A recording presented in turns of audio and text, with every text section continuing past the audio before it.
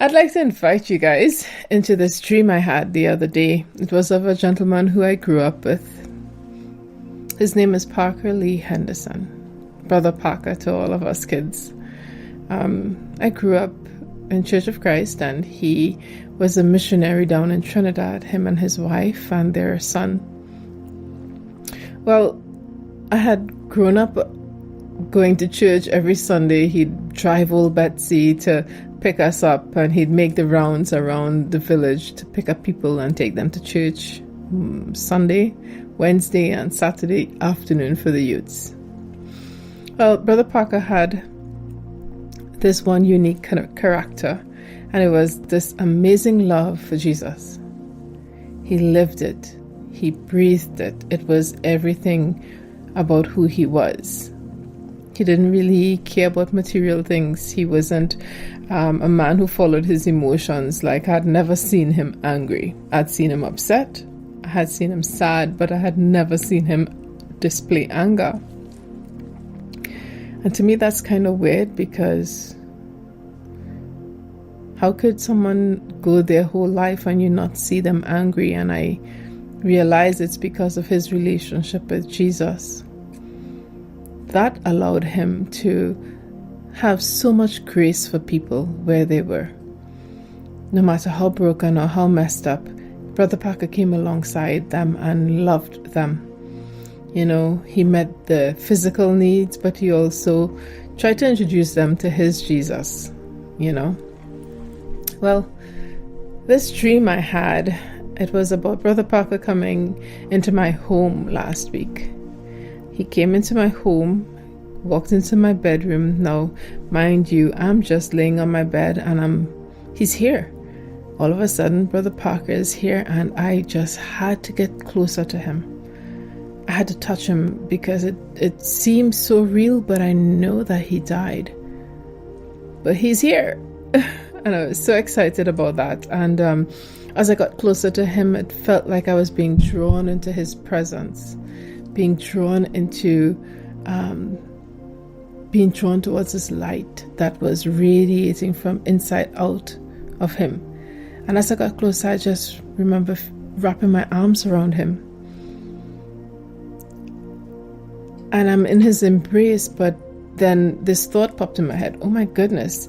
I started thinking of all the excuses I could make for why my house is a mess, you know. And he just said, "It's okay, girl. It's okay." And I went back to being wrapped in his love again. And then I thought, oh my gosh, is Sister Donna with you? And I tried peeking around him to see, and sure enough, she is sitting on the couch, but he just draws me back into his embrace, back into his presence, back into what was happening right now. And right now, all he was doing was just embracing me, and it felt like a touch from Holy Spirit of such love, unconditional love, that all I could do is just be in that space with him. And then I woke up. But I woke up crying. So much sorrow, because I didn't get to ask the questions I wanted to ask, and I didn't get to say sorry for how we had parted ways. I didn't get to say any of the things that I thought I'd find to say if I ever got the chance to.